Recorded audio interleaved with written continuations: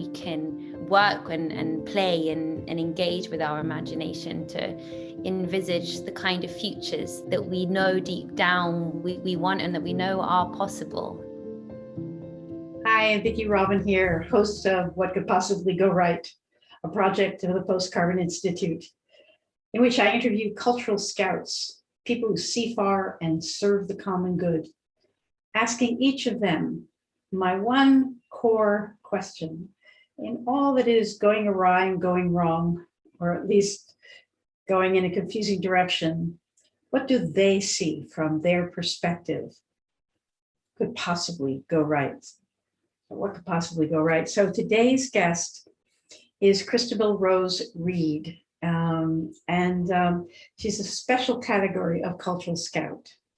In 2015, Christabel and her sister Ruby founded an organization called Advaya, a London-based system change initiative that organizes around the principles of radical regeneration and joyful revolution. Since then, they have launched a media platform called EarthSpace and organized over 150 events, including full-day immersions, panel discussions, retreats, pilgrimages, circles, and festivals.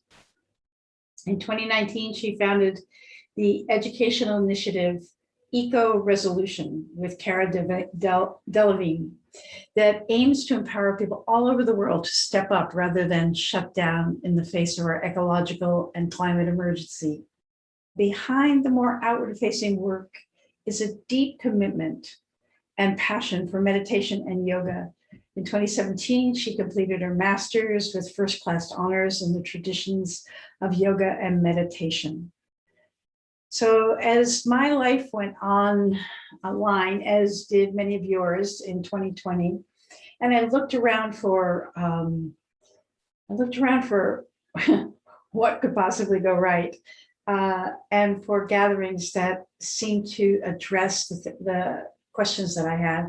I discovered a conference that Advaya organized in collaboration with the ULEX project called Regenerative Activism, yeah. And I was captivated by the interviews conducted by Christabel and her team with each speaker, bringing out an unusual depth and honesty for most of the online events that I've gone to. And so I wanted to talk to Christabel because she's the curator. And I'm interested in talking with other curators and podcast hosts and people who produce events that generate meaning for other people, and that whose art form is not their own books or music or songs or projects, etc. Their art form is this curation, is this bringing together diverse elements into a whole that somehow or another through which they can communicate their vision and their desire and their hopes for a better world. So here's my conversation with Christabel Rose Reed.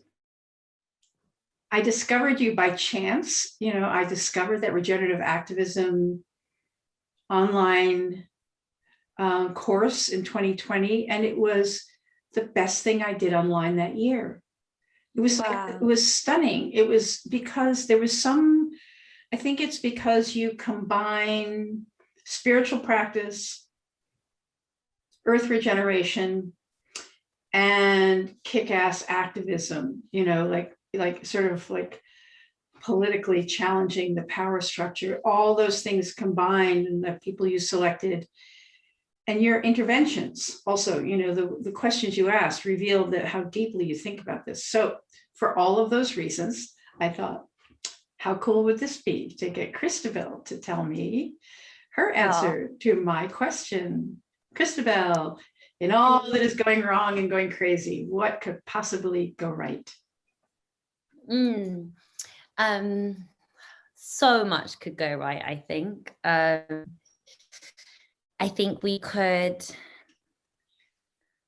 shift out of this idea that there's kind of no alternative, and that the path has been kind of built for us, and we could remember what it is to be a species that has some incredible gift of an imagination, and that we can work and play and engage with our imagination to envisage the kind of futures that we know deep down we want, and that we know are possible. And we can kind of, cultivate imagination and nurture our imaginations within ourselves. And we can also start to nurture the peoples around us, their imaginations, and we can come together and reinvigorate collective imagination. I'm really passionate about that, and that is what really excites me. So that could go right. And I think if we started engaging with our imaginations, we'd be able to look beyond the false solutions that are being presented to us right now in the face of the climate and ecological crisis and great social injustice. And we can actually get to the root of the conditions which give rise to all of these crises and injustices. And transform those systems and replace those systems and come up with amazing new systems. Like, I'm reading Rob Hopkins' book at the moment, From What Is to What If, and so he's really like got me focused on this. In one part he's talking about education, and in another part he's talking about capitalism, but basically there's like these kind of systems which just completely destruct our imagination and our imaginative way of thinking.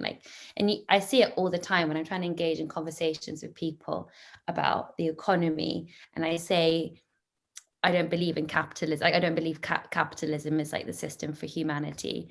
And then what I often hear is like, oh, what's your communist? Oh, what's your socialist? And it's like, as if there's only like two forms of economy. It's this kind of, we've lost our ability to engage critically, to use our imaginations, to understand that humans are incredible creators, and we can create so many different systems that actually allow humans to thrive, within themselves, to become aligned with our deepest natures and deepest needs, to become aligned with each other, and to step into, compassionate, loving relationships with humanity. And then that can also allow humanity to thrive in relationship with the natural world, which we are a part of the natural world. We're obviously not been plonked down on the natural world by somewhere else. We've grown out of it. So yeah, I mean, I could go on, but maybe I'll stop there. Yeah. So in this past year, since, suddenly Mother Nature gave us something really big, a really big lesson to learn, and all of the other attendant changes and upheavals, do you see what you're talking about? Do you see this as a stronger trend, or does it live in you as a heartfelt wish that you are trying to continually uphold? Do you see evidence? Do you see evidence that what you're talking about is emerging, in any surprising ways? Yes and no. It's always hard because the world's so big, and there's always so many amazing projects and initiatives and people doing incredible things all around the world, and you just have to look harder because it's not coming up on your news feed perhaps. But because of the work that I do, and why I love the work that I do, is I'm constantly looking for these amazing projects and amazing people to bring them together to explore these big topics. So on one hand, yes, but then I don't know whether it's always been there, but maybe it's coming more to the surface. That's not very clear. But the other thing I worry about as well is that we live in these echo chambers on social media. So my Instagram is full of environmentally conscious content type of thing. But I know that if I went on someone else's Instagram, it might not look like that. So yeah, I really don't know what what effect this lockdown is going to have on collective consciousness, because I hear so many people say how it's given them time to pause and to connect with nature and a reevaluation of what's important in their life, and you know, and I think our understanding of what our purpose is has been shifted, because so much of our stability has gone, like our work, our socializing, parties or shopping, or you know, whatever these things that can give us a sense of stability and identity have kind of been taken away from us. So I think people will be searching for more meaning. So there's that. But then on the other hand, I also worry that with so much instability now, so much, I just want things to go back to normal. I worry that we're going to be so desperately trying to go back to having our freedoms back, to being able to be out and be with friends, that we're not going to be thinking about how can we harness this opportunity, this pause, in order to co-create, you know, cultures that can truly thrive. I'm going to be working really hard on it, and I know hundreds of thousands of millions of people are going to be working on that too. So yeah, I'm not sure really if that's an okay answer. No, I'm not sure is probably the right answer, because who can be sure about the future? But as a convener, as a sort of cook in the cultural kitchen, do you try to select people sort of outside of your bubble to, like, do you try to mix in spice? Are you trying to like expand the boundaries of what you bring into the stew so that we can see more clearly? You know, I mean, are you as a curator curating beyond your own sphere of normal? Yes, completely. And that's one of the incredible things that the pandemic has actually brought to Advaya, is that we used to do everything in person, and that was core to what Advaya was about, bringing people into a room, fostering human connection and building community around positive change making and spiritual kind of practice and transformation. But now doing everything online has been sad, because we've kind of severed the kind of human connection that you really get to feel and hug people and meet people. However, it's meant that it's just opened up the world of teachers.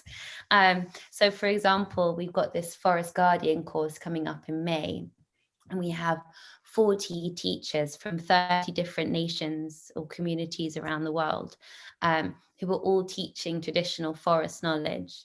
And before we started putting this course together, I'd never heard of about 90% of them, you know, so they're really very, very grassroots individuals who are embedded in their community and who are living and breathing it. And as a curator, that can actually be really hard to find, because you often ask speakers to come and speak, if you speak about the importance of doing, you know, or like that, or kind of these like philosophical or conceptual concepts and ideas and what we could and should be doing. But to be able to bring together people who are living and breathing it is amazing. And it would, I mean, obviously there are people living and breathing loads of incredible projects in the UK and in London, but it's definitely opened that up. Same with the Regenerative Activism series that we just did. You know, it's, I think why we started Advaya, my sister and I, 6 years ago, is we were realizing how many incredible people and networks and communities are doing incredible things, but that so much of our peer group and the world, you know, our little world around us just didn't reflect that at all. There was just no connection between these amazing cultures and worlds all around, and it wasn't being reflected in where we were. So that's why we started to bring people together and audiences together and try and communicate what these amazing people are doing, in order to inspire people who a lot of people don't know that things can be different, that they can transform the way that they relate to themselves, transform the way they relate to each other, transform the way they relate to the natural world. So like that's so important, kind of bringing people together who have different ideas, different ways of being. Do you have any, as a curator, like in this most recent event, I met, through your course, really major activists. As a matter of fact, I invited Glacier Kwong to be on my podcast because I was like, how else would I have known this young woman? And through her, the quality of relationships in that movement. It's almost like this sort of global curation that you're able to do, where you're able to bring in voices that you would never be able to bring into a room. And also not just collect the usual suspects, the people who are famous enough that you're going to fill your course because you have so-and-so on it.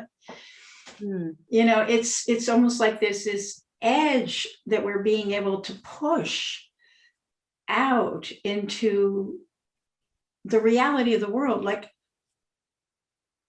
I'm like I'm somewhat of an activist where I am, but the level of courage required of me and dedication and disruption of my own life to challenge what's right in front of me in my cushy little town is nothing compared to what some of the people I'm meeting are doing. If it's sort of like, I just am going to invite you to sort of sniff with me along this edge of what could possibly go right from this ability we have to break out of the commercial mold of just consuming content that's pre-digested for us, and actually seeing for ourselves, not through print, but through hearing people talk about their inner experience of living in some place where the forests are disappearing. It's like, it's very strange. The world comes in through these screens, and it feels somewhat like we're having more window on reality, unmediated window on reality. And at the same time, we're having a more disembodied experience. Like, do you have any sense about what's like pulsing on that edge of what we're being able to, how our consciousness, how our engagement, how our sense of ourselves in the world may be changing through this zooming that we're doing around the world? I think the amazing thing about the zooming and is about the sudden accessibility to new narratives and new stories. And you were saying about these different people being able to express their inner lives, their inner experiences, and I think that's so important, because it's almost like we think we live in a culture that is evolved out of mythology and out of storytelling, and we're no longer bound by story or myth. But that's the scary thing, is that we are, but we don't even recognize we are. In more traditional cultures where storytelling was a very active part of culture, people would sit down for story. But now we live in story, it feels to me, the story of the growth-based economy, the story that we're not born whole, the story that we're an individual, the story that we need to buy things we don't need to impress people we don't, I don't want to say don't like, but you know what I mean, impress people in the wrong way. Right. And these are stories that is so like both outside of ourselves and both very much within ourselves.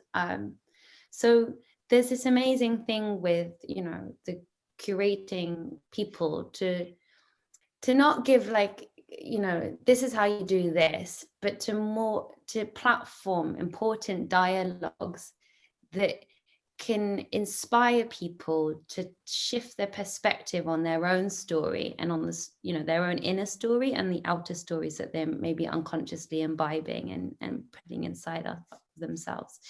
I think that's really powerful. On the other hand, I think that we like we thrive off human connection, even if we find human connection intimidating sometimes. We really do. It nourishes us.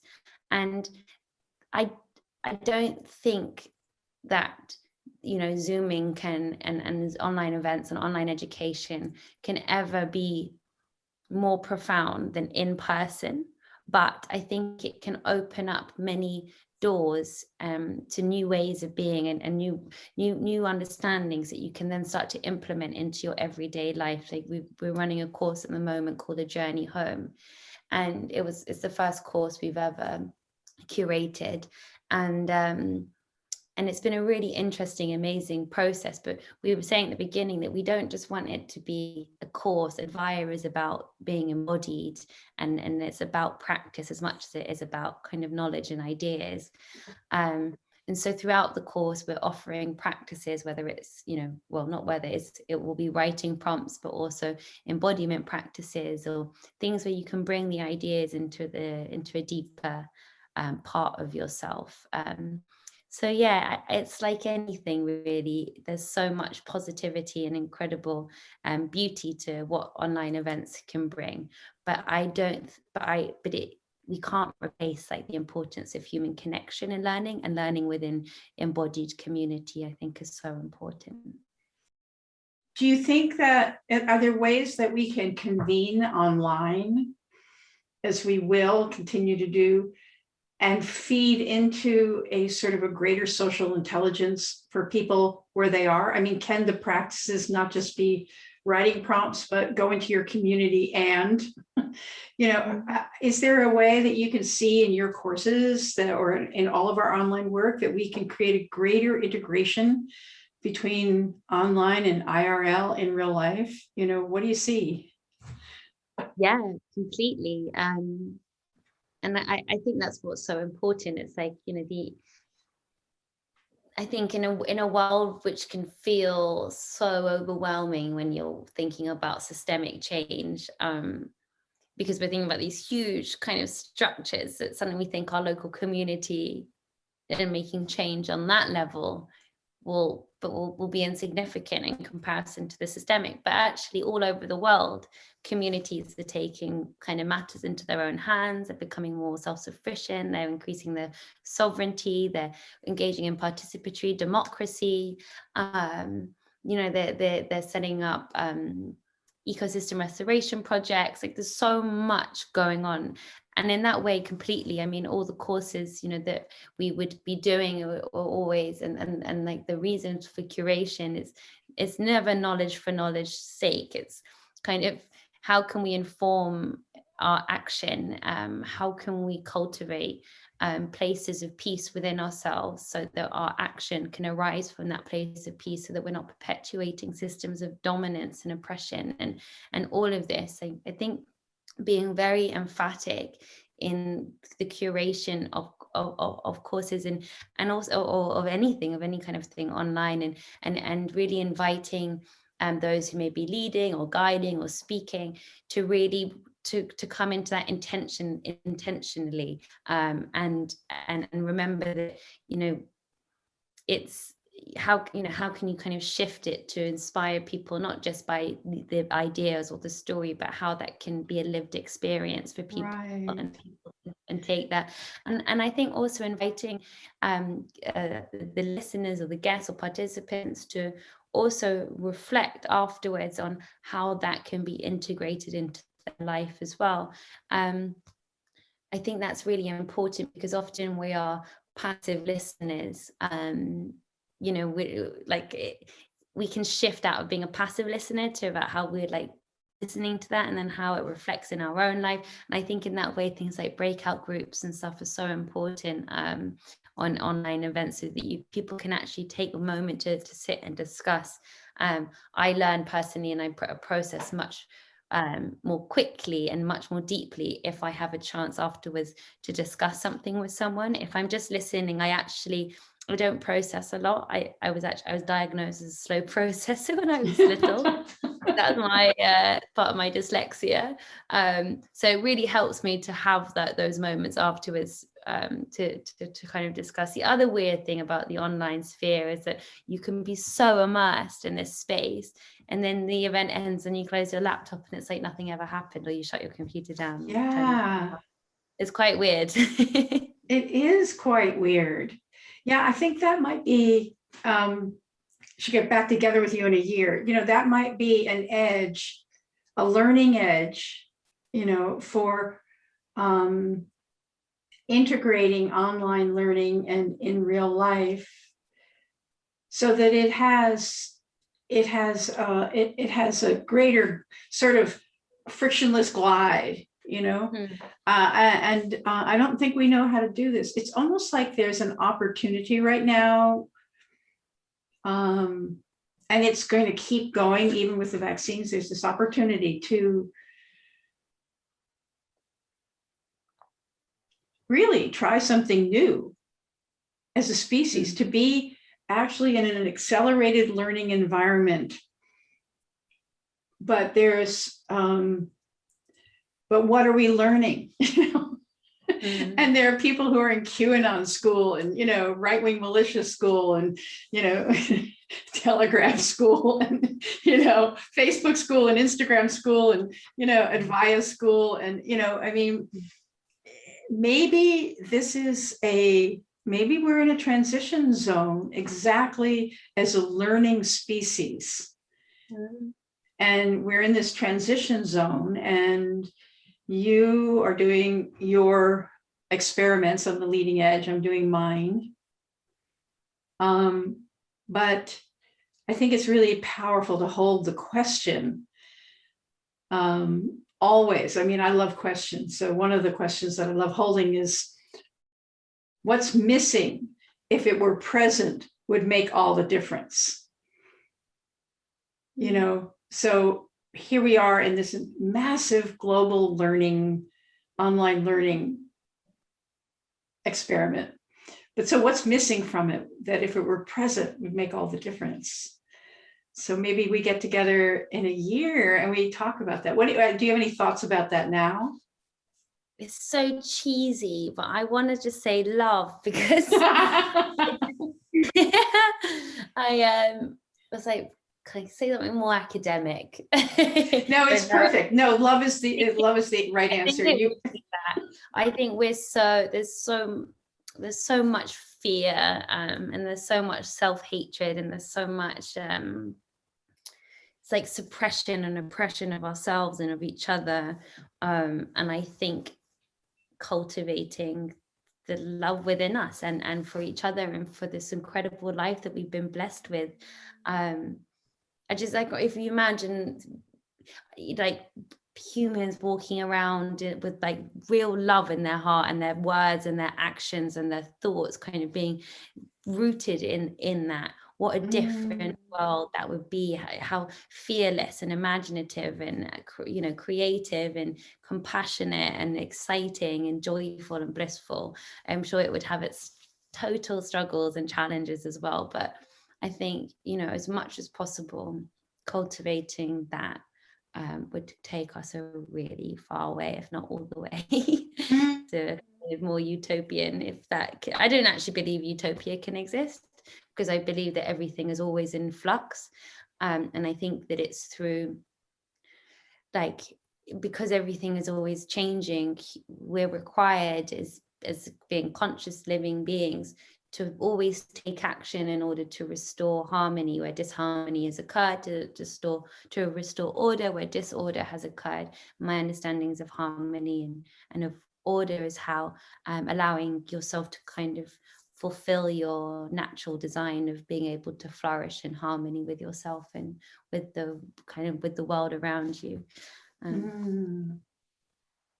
It just occurs to me in this moment talking to you, but maybe that's a thing that we could ask our guests to provide us with, is a spontaneous practice for the people, that people can practice what the guest preaches in their daily lives, some little bonbon, some little sweet that they can suck on,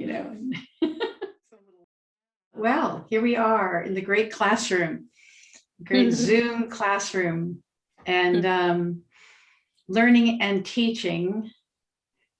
And it is interesting, I think, as I listen to you about my own transformation, my own surprise to discover that I didn't know it all. To discover that I'm as, even though I've thought a lot and done a lot, et cetera, we're in a moment in time when we're all on a learning edge. We have to be, because no even bright ideas we created way back then, are sufficient to what this is. It can't be, because if it were, we would have already done it, So it's a very difficult time to be so thrust onto a learning edge. Mm-hmm. And to accompany one another in doing that is important. Yeah, I think I think there's a lot of learning to be had, and there's a lot of unlearning to be had. Yes. And I'm picking a lot of the ideas that we've held so dearly for so long. And I say we, kind of meaning like collectively, mainstream culture type of thing.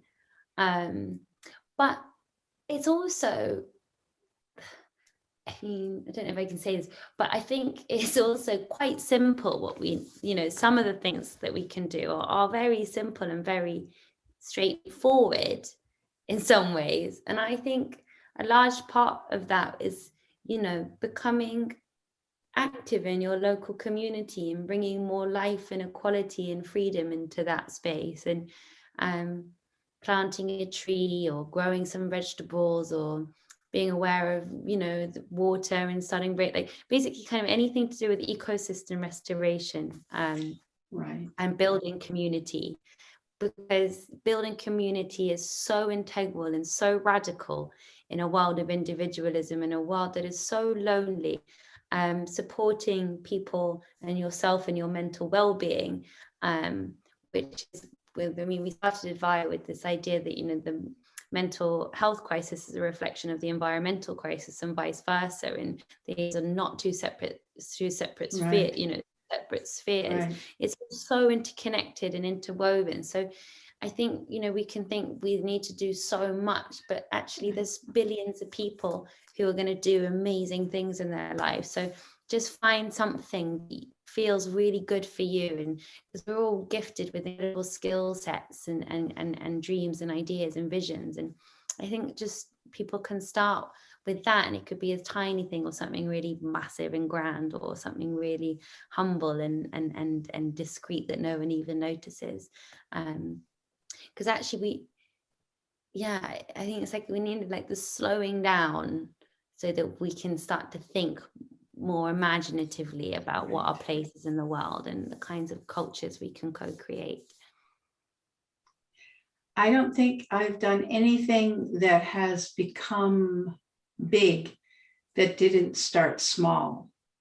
And even some of the things that I've done that have gotten big, when I first tried to do them, I did them from a point of view of creating something big. And of course, not of course, but I never could make it happen. And then when I would throw my hands up and just give up and say, I don't care about the big thing. I just want to do this one tiny little thing that's aligned with this thing that I've had in my mind that won't go away, this itch that I have never scratched. And then I do the little thing, and it's not guaranteed, but from that authentic, small thing that I do from my heart, stuff grows. Yeah. Totally. So, totally. Yeah. So thank you. This is a really great backroom conversation with another curator and convener, investigating the edge that we're on. I would like to do this again, let's say in a year's time, if we're both doing whatever this is, and just talk again about, like, what are we noticing? How are we a learning species in a vast classroom that has lab work, local lab work, and these large learning communities. So thank you, Christabel. And thank you so much, Vicky. Hey, thanks for listening. Don't forget to subscribe and leave us a 5-star review so that this hopeful message can get out to more people. Check out Post Carbon Institute's Resilience website for show notes and for more guest information. Join us on Patreon and become a financial supporter of the show and for exclusive content and special online events. Thanks also to Cher Miller, Amy Burringrud, and Clara Winter of Post Carbon Institute, plus production assistant Michelle Wigg from frugalityandfreedom.com.